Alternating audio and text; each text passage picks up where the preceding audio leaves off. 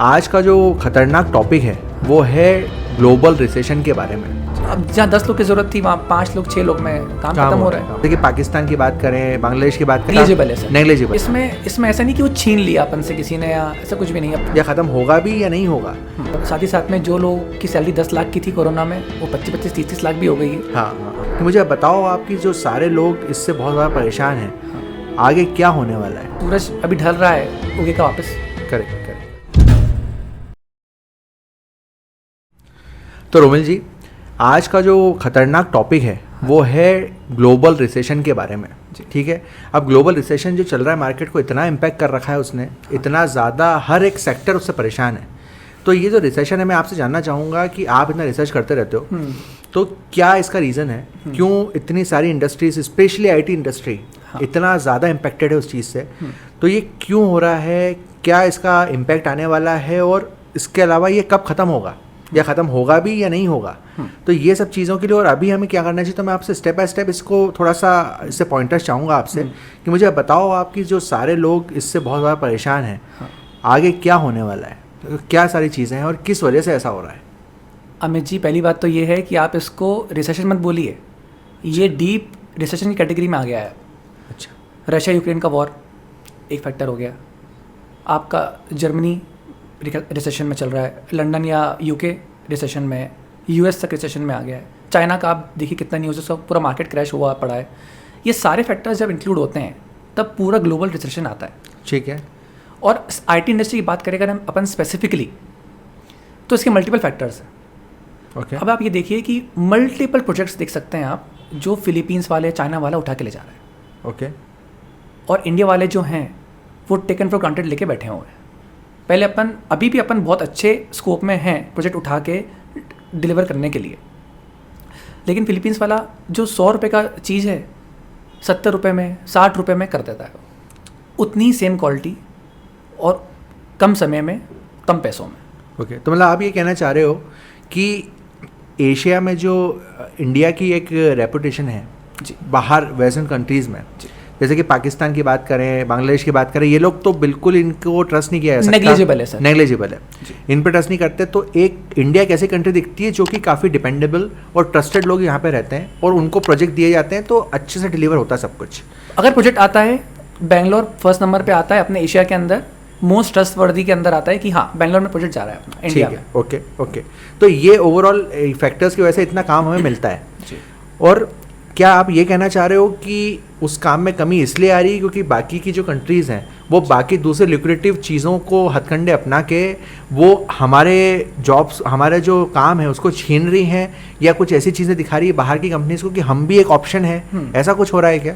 Sir हथकंडे गलत word हो जाएगा यहाँ पर। आप अभी देखिए आप कि इन्फोसिस का कितना बड़ा प्रोजेक्ट फिलीपींस चला गया, या सुना, न्यूज़ में आया था। तो अब कंपनीज इंटरेस्ट के हिसाब से अगर आप काम करेंगे, आप भी आईटी कंपनी चलाते हैं, बिल्कुल, जो कंपनीज इंटरेस्ट के हिसाब से जो उनको प्रॉफिटेबल लगेगा वो उसी की तरफ जाएंगे, राइट? Okay okay okay. तो इसमें ऐसा नहीं कि वो छीन लिया अपन से किसी ने, या ऐसा कुछ भी नहीं। अपन मतलब उन्होंने बिड करा और बिड किया और उनको ज़्यादा अच्छा लग गया उनका बिड। जी, बिडिंग सिस्टम चल रहा है पूरे वर्ल्ड में। जैसे चाइना में प्रोजेक्ट कम जाते हैं, हाँ, क्योंकि इंग्लिश बैरियर आ जाता है वहाँ पर, कम्युनिकेशन बैरियर। लेकिन फिलीपींस वाले जो हैं, वियतनाम लोग हैं, हाँ, ये लोग इंग्लिश में एक्सपर्ट हैं। अब कॉल सेंटर कितने सारी जॉब्स आईटी की, जो बीपीओ सेक्टर की जॉब है, फिलीपींस वाले उठा रहे हैं। Correct, okay. तो अब उसका सेकंड फैक्टर ये मान लीजिए आप कि अभी रिसेंटली जो अमेरिका का एक बैंक है, स्टार्टअप बैंक, वो फेल हो गया। हाँ, न्यूज़ में आया था, सुना था। करेक्ट, हाँ। तो अब होता ये है कि अमेरिकन बैंक ने स्टार्टअप को लोन दिया, ठीक है, और उन्होंने एक प्रोजेक्ट असाइन हुआ उनका, उन्होंने बैंगलोर में टीम बिठाई, उन्होंने हैदराबाद में टीम बिठाई, उन्होंने ऑन शोर भी उन्होंने अमेरिका की टीम बिठा ली। ऐसे करके एम्प्लॉयमेंट धीरे धीरे बढ़ता है। ठीक है, यहाँ की कंपनी वाले, अगर इन्फोसिस को पैसा मिल रहा है तो इन्फोसिस वाले छोटे सब कॉन्ट्रैक्ट को पैसा बांट रहे हैं, ऐसे करके पूरी इकनॉमी चलती। ठीक है, अब वो फेल हुआ तो बहुत सारी सेक्टर्स वहाँ से इम्पैक्ट हो गए, आईटी सेक्टर के अंदर बहुत सारे प्रोजेक्ट इम्पैक्ट हो गए। करेक्ट, ऐसे करते करते अब थर्ड आप देख लीजिए, एआई आ गया है। हाँ, अब जहाँ 10 लोगों की ज़रूरत थी, अब अमेरिका वाले बोल रहे हैं हम तो एआई से बिल्कुल संतुष्ट हैं, अब 2-3 लोग बिठा लो। ठीक है, तो सिर्फ अब जहाँ 10 लोग की ज़रूरत थी वहाँ 5 लोग 6 लोग में काम खत्म हो रहा है। तो एक फैक्टर वो भी हो गया। तो ये जो आप फैक्टर्स बता रहे हो सारे जी, कि एक एआई का फैक्टर हो गया, एक बैंक फेल हो रहे हैं अमेरिका के, वो एक फैक्टर हो गया, और जो बाकी आपने बात करी, तो ये सारी चीज़ें तो ऐसी कांस्टेंट हो रही हैं कि ये तो कभी भी होती रहेंगी, ये तो कंटिन्यूसली। तो क्या इसका कोई इलाज नहीं है, या फिर इसका कोई समाधान है भी कि नहीं है, या इस हिसाब से हम इस रिसेशन से पूरी दुनिया उबर भी पाएगी कि नहीं उबर पाएगी? दुनिया सिर्फ आईटी इंडस्ट्री की बेसिस पर तो नहीं चल रही है। आईटी की इंडस्ट्री की स्पेसिफिक बात नहीं कर रहा हूँ, हाँ, रिसेशन की बात कर रहे हैं अगर, तो ये आप ये देखिए, जैसे आप बैंक जाते हैं और आपको वो बोलते हैं कि सर आप हमारे उसमें पोर्टफोलियो में इन्वेस्ट करिए, ठीक है, तो क्या बोलते हैं आपको, अमित जी देखिए आप लास्ट 5 ईयर्स का इतना रिटर्न है, बिल्कुल, वो बताते हैं लीनियर प्रोग्रेशन बताते हैं आपको, बिल्कुल, फर्स्ट ईयर में इतना, सेकंड ईयर में इतना, थर्ड ईयर में इतना, करेक्ट। लेकिन इकोनॉमी जो है वो लीनियर प्रोग्रेशन में कभी नहीं चलती है, इकोनॉमी चलती है साइक्लिक प्रोग्रेशन के अंदर। हर थोड़ा सा इसको एक्सप्लेन कर सकते हो क्या होता है? हर 8 साल 10 साल में एक साइकिल रिपीट होता है। ओके, 2008 में रिसेशन आया, है ना, कोरोना का भी आप एक छोटा सा मान लीजिए रिसेशन मान लीजिए आप, उसके पहले 1992 में आया, 2001 में आया, तो उस जो साइक्लिक रिसेशन है उसका खेल है ये। अब एक रिसेशन बाकी है अपना आना। हाँ, ओके, अब ये डिले हो रहा है थोड़ा सा। राइट। तो ये जो रिसेशन आ रहा है, मतलब आपको ऐसा लगता है कि बैक टू नॉर्मल हो जाती हैं चीज़ें अपने आप ही? सूरज अभी ढल रहा है, उगेगा वापस। करेक्ट।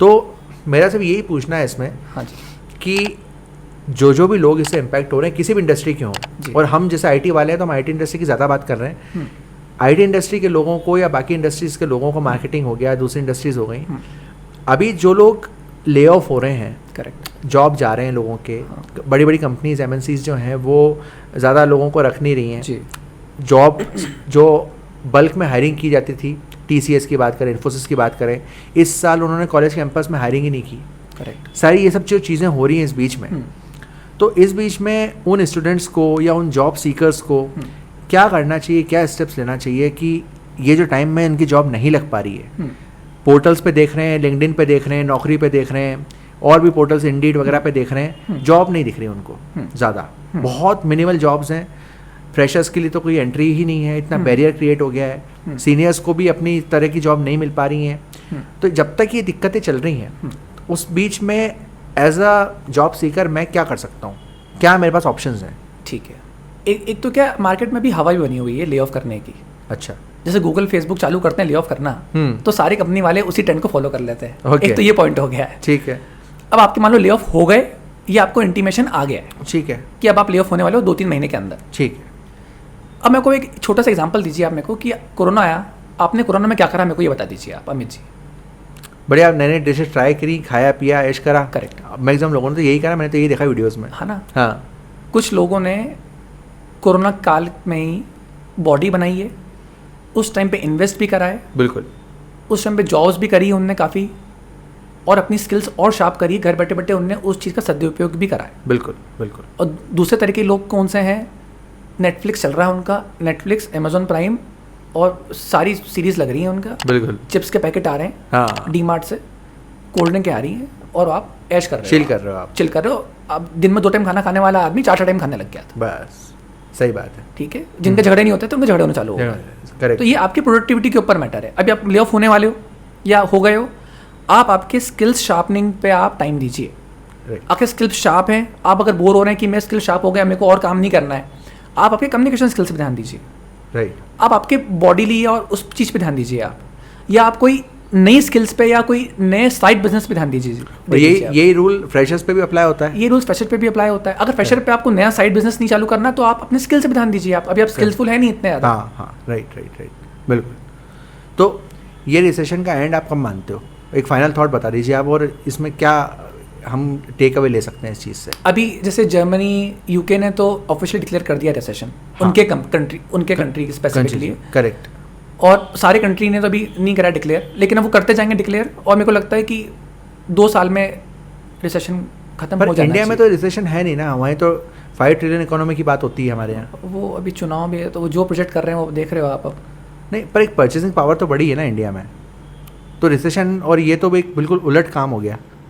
परचेसिंग पावर आप कैसे, ये इस चीज़ के, देखो मैं इकोनॉमिस्ट हूँ नहीं, हाँ, नहीं, आप हम डे टू डे लाइफ में देखते ही ना, परचेसिंग पावर बड़ी तो है, और मेरे को लगता है कि सेंटिमेंट्स पे खेल है पूरा है इस चीज़ का।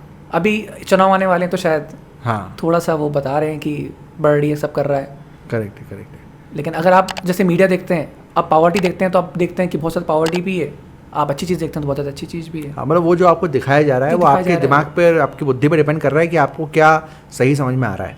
जी। तो यही इसका टेक अवे है ओवरऑल। ये एक टेक अवे। तो हम तो यही प्रे करते हैं, देखो रोमिल जी, कि सब कुछ बैक टू नॉर्मल हो जाए। जैसे आईटी के जॉब्स पहले आ रहे थे वैसे ही आने लग जाएं, और भी जो दूसरे इंडस्ट्री के जॉब्स हैं वो बैक टू नॉर्मल चीज़ें हो जाएं। करेक्ट। और इन सब चीज़ों का इम्पैक्ट ना पड़े, और जितनी भी ये जॉबलेस लोग हैं वो सब वापस बैक टू अपना नॉर्मल होके अपने जॉब में लौट पाएँ और प्रॉपरली वैकेंसीज आ जाएँ।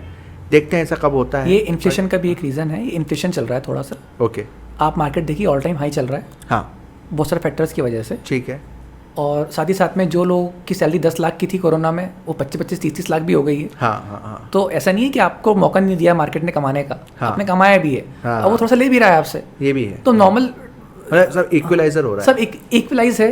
हाँ। और जो मिला है वो तो फिर देना पड़ेगा, ये तो इशू नहीं है। चलो ठीक है, बहुत अच्छा लगा रोमिल जी आपसे बात करके। और आई बिलीव कि ये जो रिसेशन का टॉपिक है इससे लोगों को कुछ नया इंसाइटफुल जानने को मिला होगा। Thank you so much Romil ji. और हम अगले टॉपिक के साथ मिलते हैं फिर बहुत जल्दी। और अगर आप लोगों ने भी हमारा चैनल सब्सक्राइब अभी तक नहीं किया है तो प्लीज़ कर लो। और आप खुद कमेंट करके बताओ कि आप किन टॉपिक्स के ऊपर हमारा डिस्कशन देखना चाहते हो। हम उस पर डेफिनेटली कोशिश करेंगे, जिस कमेंट पे सबसे ज़्यादा लाइक होंगे नेक्स्ट टॉपिक हम डेफिनेटली वही बनाएंगे। तो आप लोग कमेंट करो और बताओ कि हमें किन टॉपिक्स को कवर करना चाहिए जो आपके लिए भी हेल्पफुल हो सकते हैं। तो थैंक यू सो मच इस पॉडकास्ट को देखने के लिए, हमसे जुड़ने के लिए। Thank you so much. Thank you.